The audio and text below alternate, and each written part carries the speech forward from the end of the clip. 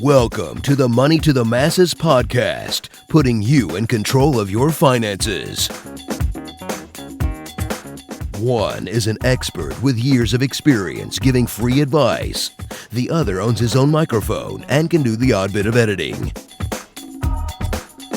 Here are your hosts, Damien Fay and Andy Leeks. Hello and welcome to episode 91 of the Money to the Masses podcast with your resident expert, as always, Damien Fay, and me, Andy Leeks. Damien, welcome back. How are we doing? Good to be back, Andy, as ever. Good to be back.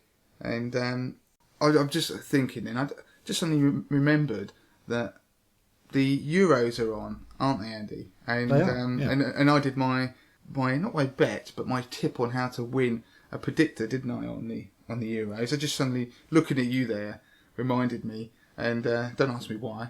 And I was doing quite well, wasn't I, in the first few days? You were doing well. So for listeners that haven't heard it, go and listen to it. It's towards the end of the podcast. Damien gives his tips on how best to predict the results at the Euros. And he basically said, just pick the team that's probably the favourite to win the game and just go for 1-0. Just go through the card, 1-0, 1-0, 1-0 to the team that's, you know, essentially favourite to win the game, and you'll do pretty well. And Damien's won money at it at his previous employer.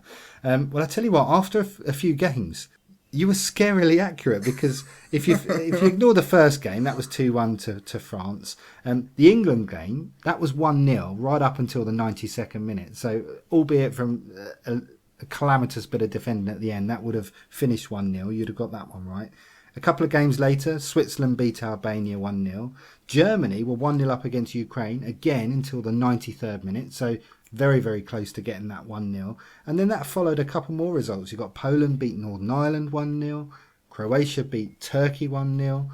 Italy were 1-0 up against Belgium until the very last minute, and then again they scored the second goal in the last minute. Spain beat Czech Republic 1-0, and so it went on. I did text you, didn't I, in the middle of the week, and I said, you know, this is quite scary stuff. I wish I'd have put a bet on it. But actually, since then, there haven't been any 1-0. No, so, I know. I was going to say I think in the first 8 to 10 games, I'd got half the results correct, and the scorelines correct. So it just proved, as I said, that you tend to go with a flurry at the beginning, and as the tournament wears on and teams play, you mean the stronger teams come through, it doesn't seem to hold as much. But it was quite nice to see, as I was watching them come in, I didn't make a complete fool of myself by doing the piece on the podcast saying you can back a load of 1-0s and you might be right. So yeah, I'll just pat myself on the back, really, Andy. Yeah, it's impressive stuff. I've hardly watched any of the Euros anyway, but I've just kept an eye on some of the scores. Right. Anyway, enough of the football. What are we talking about this week on the podcast? Yeah, what are we talking about? I thought you'd never ask, Andy. It was... we got 3 pieces. It's quite a good, strong piece at the beginning around something called by Paul Lewis of Moneybox. Anyone who doesn't know Paul Lewis, you probably have. He's the guy you see on the BBC. He does the Moneybox programme on a Saturday on BBC Radio 4. He's done a piece of research which... with the headline that cash beats shares from 1995. Now I'm going to look at that piece of research because it's got a huge amount of coverage. I think partly because Paul did it, and also it's a very interesting piece of research with the results of cash beating shares that goes against the conventional wisdom. And what I'm going to do is look at it, and there's something that isn't quite in there that as it should be, or as it seems. So I'm going to look at that. That's going to be interesting. A take on it you've not heard elsewhere. I also want to quickly touch on something that naughty hackers are doing. You know, two-step verification that we've talked about on the podcast before, where you, rather than just log into your email with your password, of course they can get that by some sort of hack or data dump online and therefore get access to your email address and your whole life. Well, you can set up two-step verification where you get a text message that tells you to put this code in on the screen, and they're getting a way round that by tricking you. So I'm telling people what to watch out for, and that's quite an innovative thing, but interesting and naughty nonetheless. And the last one is a tax trap for landlords, and is a quirk of the new stamp duty rules that have come in on landlords that will catch a few people out, because of any new rule that comes in, there's always a quirk. There's always something unforeseen that will occur and someone will get clobbered. So I'm going to tell you about the potential way that one landlord has inadvertently got clobbered. So we'll cover that as well. Lovely use of the word clobbered. Possibly the first time clobbered's been used on the podcast, but hopefully not the last, because I enjoyed it. Okay, so we're going on. We're going to start with the Paul Lewis piece. I believe he released a press release, like you say, got lots of coverage, and I've got the press release in front of me. Would you like me to read from it, and then we'll go from there? I'd love you to, Andy. Okay, so Paul Lewis released the press release about cash beating shares from 1995, released on Wednesday the 15th of June. Hopefully, I'm not going to make it sound too boring. I'll try and keep it interesting. Here we go. When I say that, it's not because of the content, it's just because of my monotone voice. Here we go. Money in Best Buy cash savings accounts would have produced a higher return than a FTSE 100 shares tracker over a majority of investment periods since 1995. That is the shock finding of new research using Best Buy cash data, which has never been available before. The results challenge the traditional view that putting money in a savings account is the poor relation of investing in shares. The analysis also found that since 1995, investment in funds that track the FTSE 100 would have lost money up to a third of the time over investment periods from 1 to 11 years. Cash in a savings account always ends up higher than when it started. The new research compared returns from a simple tracker fund, which follows or tracks the FTSE 100 index of shares in the biggest 100 companies, with cash that is moved each year into a Best Buy one-year deposit account with a bank or building society, which is sometimes called a one-year bond. The tracker has dividends reinvested and the cash is reinvested each year with the interest earned. Now, it found that money put into the active cash beat the total returns on the tracker in 57% of the 192 5-year periods beginning each month from the 1st of January 95 to the present. The tracker won in just 43% of periods. For some longer time periods, the result were even more marked. For example, for investments made over the 84 14-year periods from 1995, cash beat shares 96% of the time. As we know, as we mentioned earlier, Damien, the research was done by financial journalist and presenter of Radio 4's Moneybox programme, Paul Lewis, and he gained access to Best Buy cash data to 1995 from the financial information publisher Moneyfacts. Now, Paul says here that data back to 1995 has never been made available since it first appeared in the monthly Moneyfacts magazine, and this data makes the research unique. How have I done so far? I think you've done brilliantly, Andy. Well done. I should applaud you. And if there's anyone still out there with us, I'm going to explain what all that was about. Because in a nutshell, I mean, as Andy brilliantly read out, Paul Lewis did a piece of research where he's very much a cash man. If you ever follow his tweets or anything he talks about, he bangs on about investing in cash. Oh, I never lose money and all that sort of stuff versus shares, which is true. But of course, there are people who want to take investment risk and make maybe a bit more money. But what Paul's done is he decided to set about doing a piece of research whereby he looked at what would happen if somebody, instead of just saying cash, because what normally happens when you see investment companies talk about shares versus cash and how much you'd get, they just look at very long periods of time. Now, they'll just go over the last 20 years, shares have made 100% or whatever, and then cash has made you about 10%. Or, do you know what I mean? So they'll have a very long time frame and they'll just assume a given cash rate. Yeah. Now, two things I'd applaud Paul on doing on his research, because people out there know I'm an anorak when it comes to the mathematics of life, and I do loads of research like this for 80/20 Investor, which I'll come on to, and just what I do and I used to do as part of my life in the city. Now, the first thing he did which was great, he looked at the idea of not just assuming a base cash rate, because there's no real such thing. They normally just take a set cash rate that's used in the city. But he also looked at keep moving your cash around every year, which gives you a more reflective rate than what an ordinary person might get in the high street. But he also did it over 5-year periods. Now, I want to just explain that in case people were slightly confused. What he was trying to do is, rather than just go over the full 20, 30 years, he looked at, well, let's just say somebody's held the cash or the stocks and shares ISA in a FTSE tracker for 5 years. Because let's be honest, a lot of people, despite what they say long-term investing, a lot of people will only hold investments for short periods of time. And this is a major thing that when I do research, and I actually fed this back to Paul, because prior to this research going out, Paul and I exchanged a few emails because he sent a copy of the research to me, and I fed back my thoughts on it. And one of the things I said to him is, like, first of all, this is brilliant that you do it that way with 5-year periods, because actually it's exactly how I did all the research for 80/20 Investor, and to build the algorithm that's in the background to make that work and what it is. Because the thing is, people look at long periods, but no one invests generally for 30 years, or no one invests for 20 years. People tend to have shorter time frames, and that's much more relevant, because it actually is key when you start something or when you end it. Because if you happen to invest at the top of the market, then you're going to have to hold an investment or something for a very long time before you get your money back if the market then crashes. So thumbs up for Paul on that one.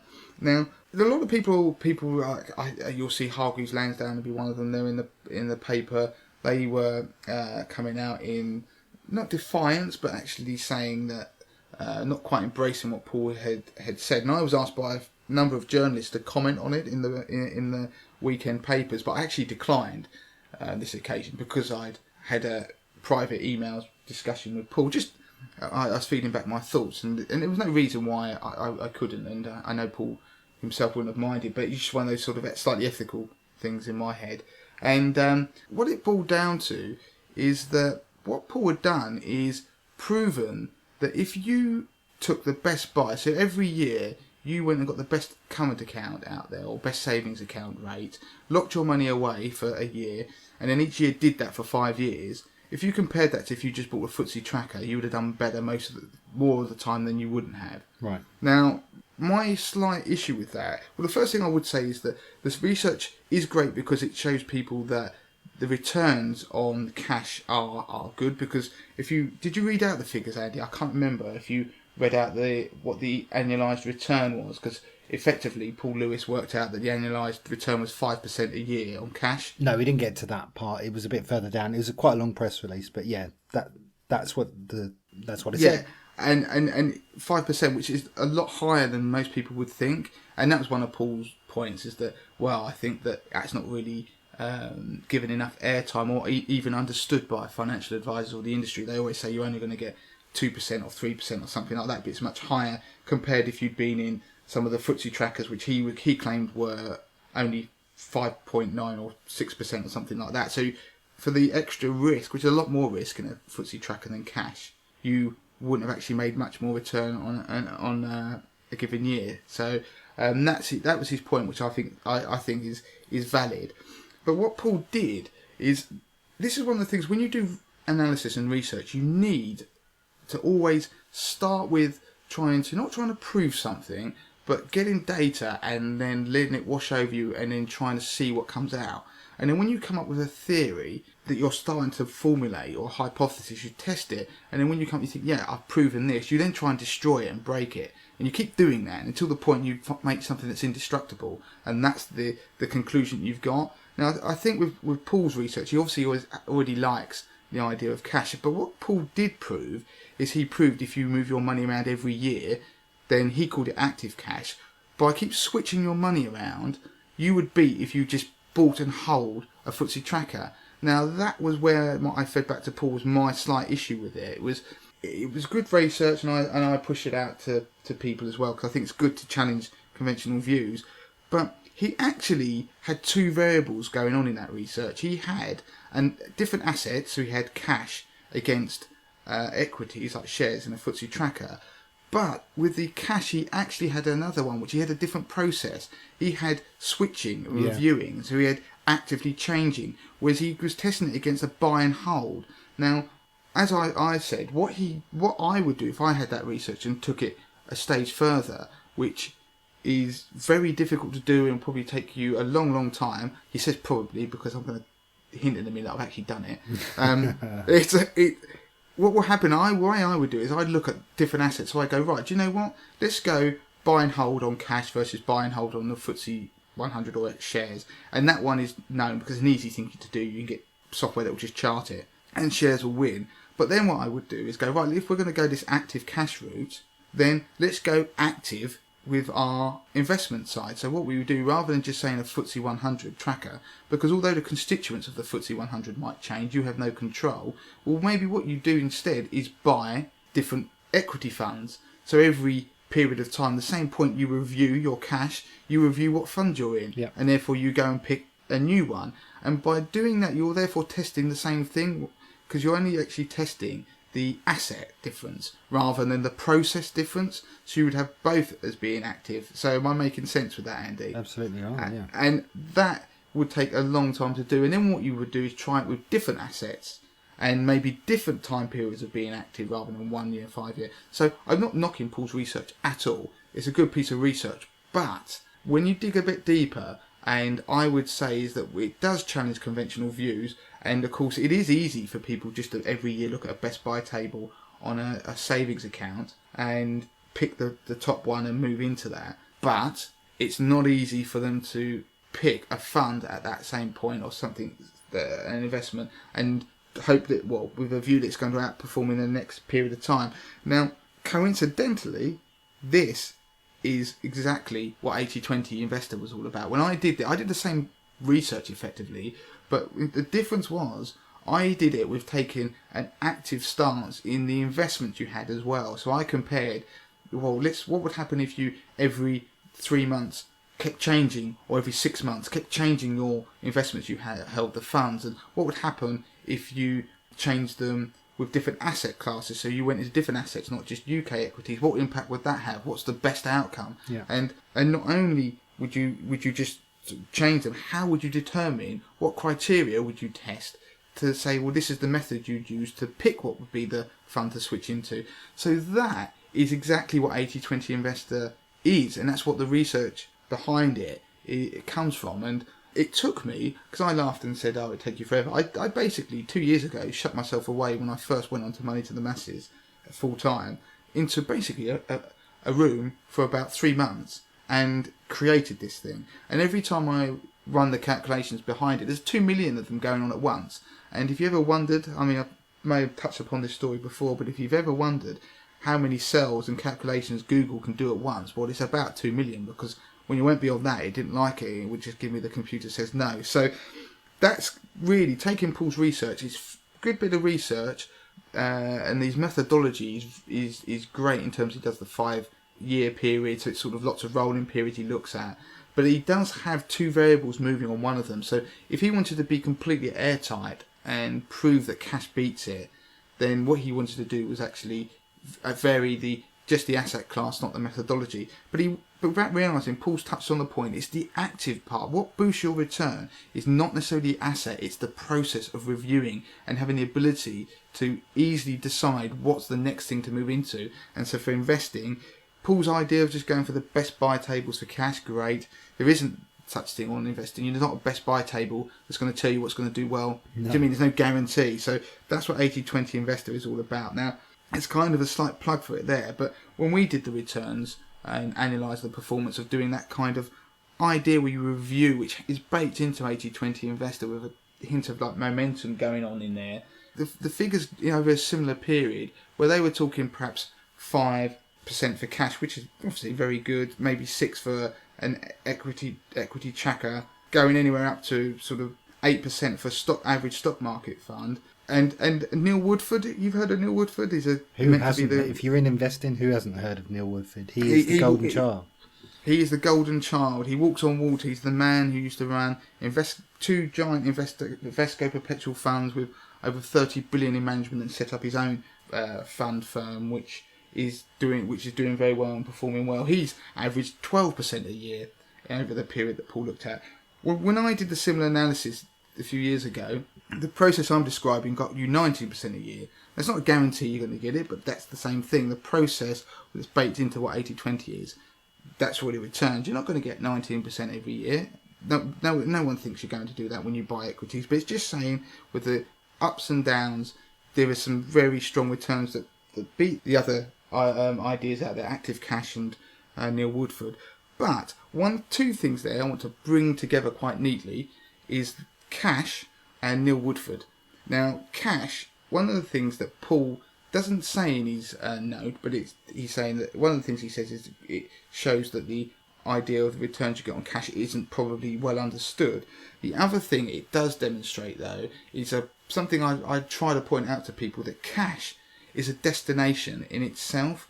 It's actually, the problem with the investment world, the city think you start with cash and you want to go into something better. That's the natural progression. So you go to them, well, how much cash you got? Right, okay, this is what we're going to do with it. But actually, cash is an asset in its own right, and they dismiss it out of hand, and that's the problem. Paul's research just highlights the folly in doing that, and actually you should have cash as part of a balanced portfolio, and at times being in cash is by far the best thing to do.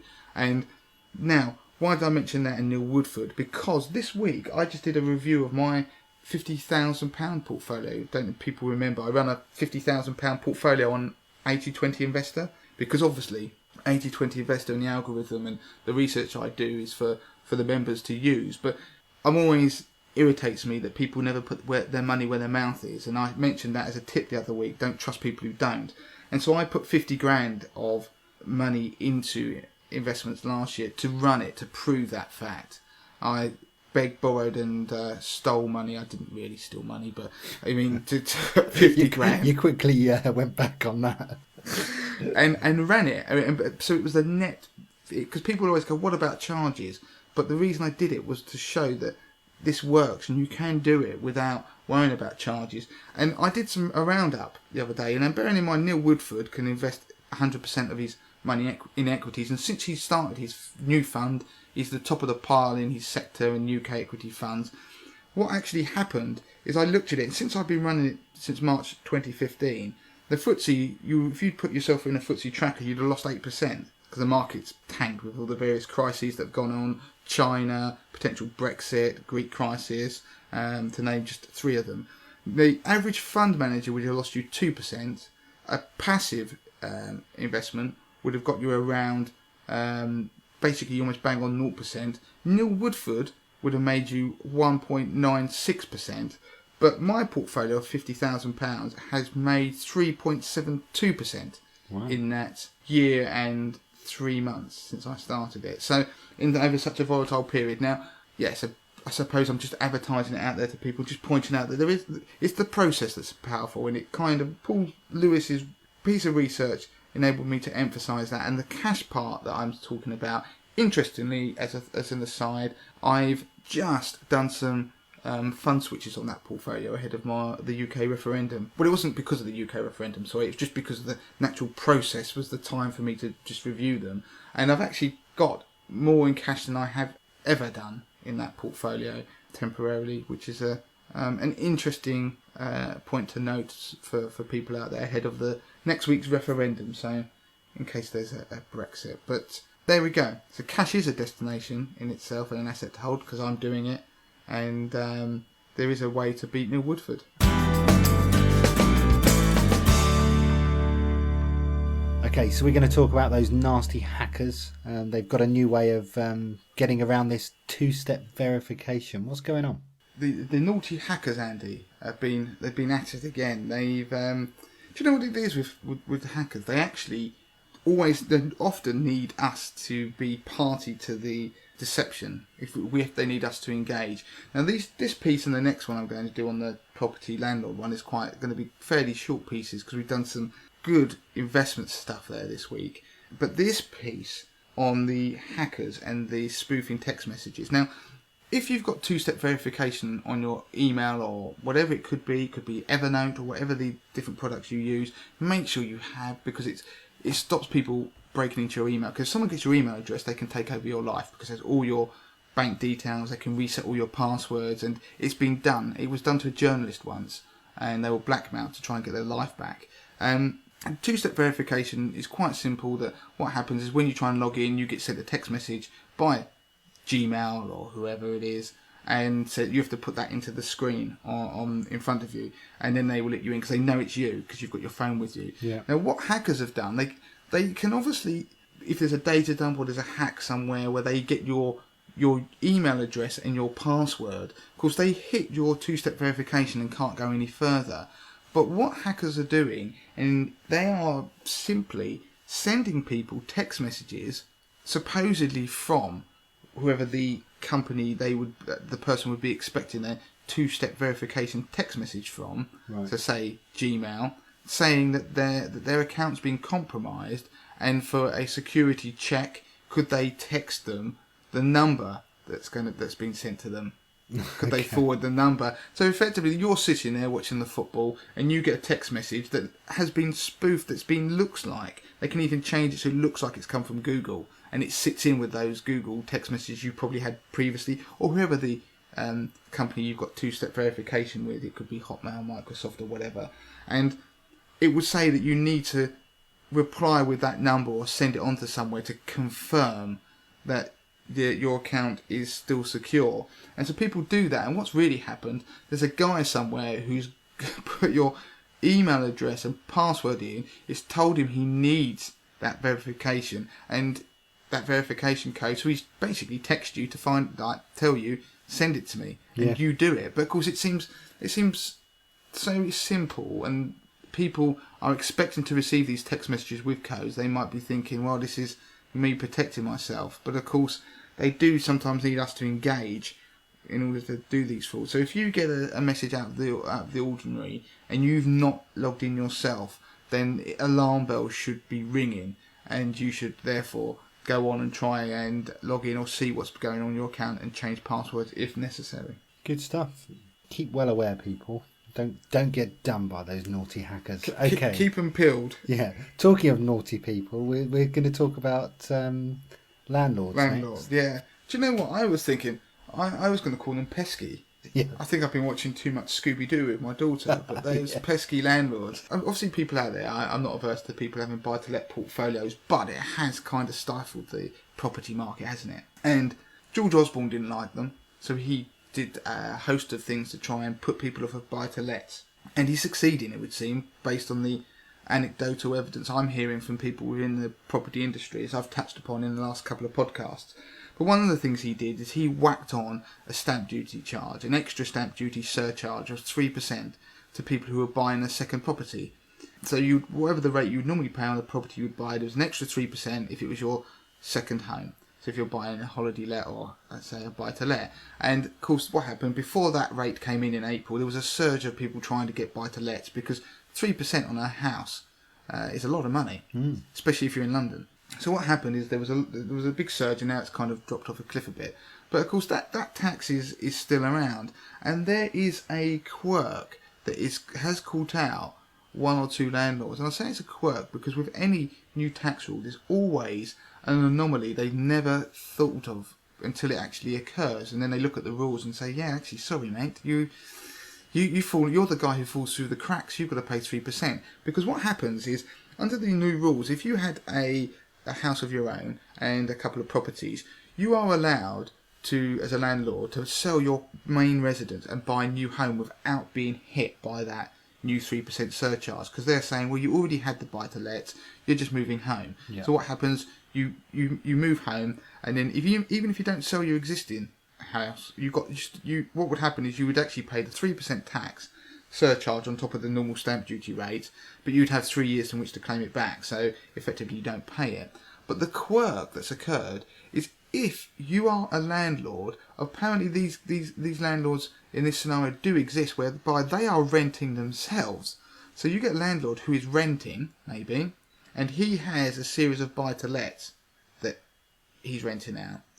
Now, you think that might seem a bit odd, but I suppose I can see if somebody possibly had moved around, maybe in London or something, whereby they can't actually afford to buy a house in the area they want to live, but will rent one. So they've actually got a series of properties. Well, the other likely person is an estate agent. So if there's another person, a type of people in life who probably are less like than most, it's estate agents. And there was a chap in Kent who got collared by this. He was an estate agent who rented his own home and had a series of buy-to-lets. Sorry, we've had the words clobbered and collared now. I'm just very pleased. Carry on. You're done. And he was, but we're clobbering and collaring landlords and estate agents. I think there'll be a few people listening to this podcast who'll be equally as pleased as you, Andy. And you mentioned Scooby-Doo earlier, which I'm sure they do a lot of clobbering and collaring in their episodes too. They do, Andy, indeed. They do. I can vouch for that. And the landlords who are renting, there's a guy down in Kent, he's an estate agent, so obviously trying to take over half of Kent's buy-to-let market. And what he did, he decided to move, and he thought, well, I don't want to rent anymore, I want to buy my own home.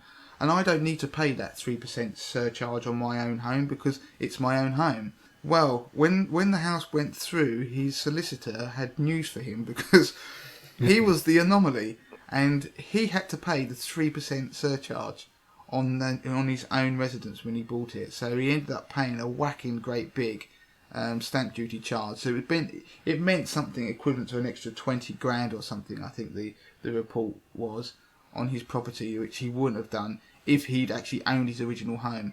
So I didn't feel necessarily sorry for him, but I'm just mentioning it because I know we have plenty of people who listen to this podcast who are landlords or who are in buy-to-lets and maybe thinking of rejigging their portfolios. So just beware, you could still be clobbered for the new buy-to-let surcharge. Good. Well, from my simple maths, that's a £750,000 home that he's bought. So, and with the other portfolio of properties, maybe he could deal with that 20 grand surcharge. Yeah, I thought you were going to say maybe you could just shut up and stop whinging, because he actually made it into the FT. The FT ran a whole piece on it, and funny enough, this podcast has got so many links that go full circle, because I think Paul Lewis may have written an article about it in the FT. I mean, this is amazing. There's so many ways this podcast has been linked up unintentionally. Yeah. It's just like it's poetry in motion. While we're talking about things coming full circle, last week we mentioned about the fact we were talking about making rational decisions and how best to do that using simple mathematics. I used your way of thinking in order to finally make my decision on my holiday, and I booked it today. So good. Yeah. I was dreading you were going to tell me you got divorced or something. Andy. No, I thought you were going to say I just destroyed your life through rational thinking. I booked the holiday finally, and okay, where are we going then? yeah, you can come along. Actually, you genuinely can come along because the place that we've booked has got 3 bedrooms and we only need 2. So yeah, bring yourself along if you like. That was a very rational decision there, wasn't it, Andy? Yeah, actually, this is a money podcast, so I might as well spread the word. I'm a big fan of Centre Parks. They don't sponsor the show. They don't pay us anything to say that, but I think they are a fairly reputable firm. And the only thing is they are quite expensive. I decided to go for Centre Parks Europe. So same company, but we're hopping across the channel. And effectively the same holiday is £400 cheaper. So we've managed to pay for all of our evening meals, our crossing over the channel, and also we've hired our bikes and paid for a load of activities, and it still comes in cheaper than the British equivalent. It won't be if we have a Brexit, Andy, next week.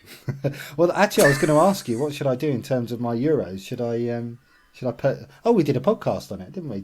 We did a podcast on it. I mean, at the end of the day, there were certain views on what you could do, and to be honest with you, I think it's as broad as it is long. To be honest, I wouldn't even bother worrying about it. I think you could try and play the currency market, and you'll probably end up losing anyway. But I suppose the theory is that if people fear of a Brexit, our currency's been hammered anyway, and it's already dropped, I think, 10% or more against the euro over a period of time recently. It could fall more, so it means that your euros just become that much more expensive. So theoretically, you might argue you'd buy some now, but I just think that no one really knows which way the market and currency movements will move, let alone which way the vote will go. So I've heard such contradictory advice and anecdotal sort of evidence of what people are doing. Because it's a valid point what you're saying. There are people out there trying to buy houses or businesses and things like that. And I think the Brexit thing has actually hit lots of that. And there are people who I know trying to looking for new jobs and freelancing or whatever, and they're losing customers who or find it harder to find work at the moment, because I think there's a definite pause and to see what's going to happen with the whole Brexit thing. So I mean, to be honest with you, the way they're making out the whole Brexit thing is what's going to happen after the Brexit. If there is one, then the whole world's going to implode anyway, Andy. So there will be nowhere for you to go on holiday. So I wouldn't even bother buying holiday money. I'd keep it. So if your holiday resort you're going to won't exist, according to all the hype. So you're saying that as the pound's kind of been devalued against the euro in the last few weeks in anticipation of this Brexit, that my lack of decision making has actually ended up costing me slightly more for my...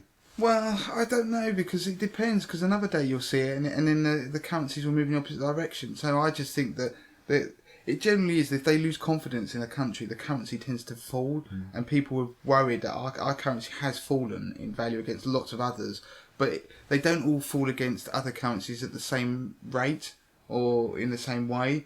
And so what tends to happen, people against the dollar, the falls will be greater. But don't forget, Europe will struggle too. So I think there will be...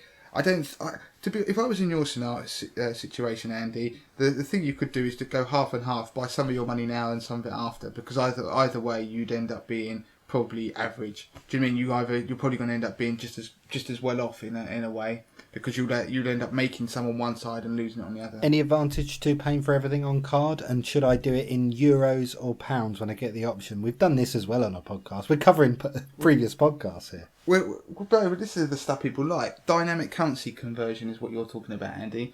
If you ever go somewhere and you are given the choice of whether to pay in the local currency or the one where or sterling, always choose the local currency. Because so when you get to the hotel, because just think of the sort of phrase of when in Rome. Because what happens is if you allow them to do it, people would always normally go, sterling, but the hotels have an ability to add up to 4% swing on that currency rate that they choose. So you don't get the rate that your bank decides, you get the rate that the hotel decides. So there's a currency conversion, and they keep a cut of that. So don't allow them to do the conversion for you. Just do it in euros, and your bank will convert it back when it goes into your on your credit card or whatever. So yeah, if you're gonna do it when you're abroad, do it in the local currency. Another thing, again, we're linking this stuff up. We will go. I mean, this is podcast is as a belter. But the other day, I booked to go to a conference actually later in the year, and it's a sort of a finance tech kind of conference, which is completely relevant. I don't know why I'm telling you, but anyway, the point is that we see adverts of Booking.com, for hotels. Yeah. I would say to people, steer clear of that. I had tweeted it this week and I chucked it on the Facebook page as well. And the reason I say that is because when I looked, they say they give you the best rates and they give you the details of their people. Oh, there's so many people looking or booking this now. They give you that sense of urgency. And yet when I went directly to the hotel that I was looking at on their website, I went directly to their hotel, I actually got the hotel cheaper. And often I put it on Facebook, and another person commented and said they'd had the same experience. While it wasn't cheaper by going directly to the hotel, they got breakfast included. So beware of Booking.com and maybe other websites out there, hotel booking websites, who claim to have the best rates. They don't. They can actually quite often have rates that are worse than if you went to the hotel directly. So find it on there and go and look at the hotel and book it directly. And the other benefit, which I liked, is, before I will shut up and go, is that on Booking.com and those websites, they want you to pay up front, whereas if you book with a hotel, often they don't want you to pay until you arrive, and therefore you can cancel without losing any money within up to sort of 24 hours before you're actually due to go, which is much more preferable given that the trip I'm going on is in about 4 months' time. Yeah, absolutely. Good, a bit of impromptu holiday advice, and I think that's perfectly acceptable. It's the middle of June, people will be thinking about holidays. A little bit of an added bonus there for our listeners. Anything else to mention this week? No, Andy, I don't think there's anything else to mention. Brilliant. Well, if you're a fan of the podcast, make sure you review it if you can. Get on iTunes, give us a rating. Do get in touch if you can. It's podcast at moneytothemasses.com. And you can get in touch. Yeah, you always raise your eyebrows when you do that, Andy, because you're sort of looking for me to nod to say, yes, you've got it right. On episode 91 of this podcast, you've got the email right. I should have what I have at work, which is just big yellow sticky labels all around the computer, just No, I would just tattoo it on your forehead, Andy. I'd have to do it. Just sit in front of a mirror. Yeah, exactly. I have to do it in reverse. Good. And if you want to get in touch with Damien, you can on Twitter. It is Damien at Money to the Masses, and that's with the number 2. No, Andy, it's Money to the Masses with the number 2 in the middle. Damien at moneytothemasses.com is the email address, Andy. But Money to the Masses is Twitter. Make sure you tweet me, because I get back to everybody when they tweet me, and I love it. So tweet me, and until next week, Andy. There aren't many things I need to do as a co-host. I mean, it's basically introduce, nod, say yes a few times, and then at least get the email address and Twitter address right. Oh well. Until next week, I'll brush up and I'll be better next week. Bye. Bye. Don't forget to claim your free copy of Damien's best-selling book, The 30-Day Money Plan. Sort your finances in just 5 minutes a day, worth $4.99. Just go to moneytothemasses.com/podcast to find out how.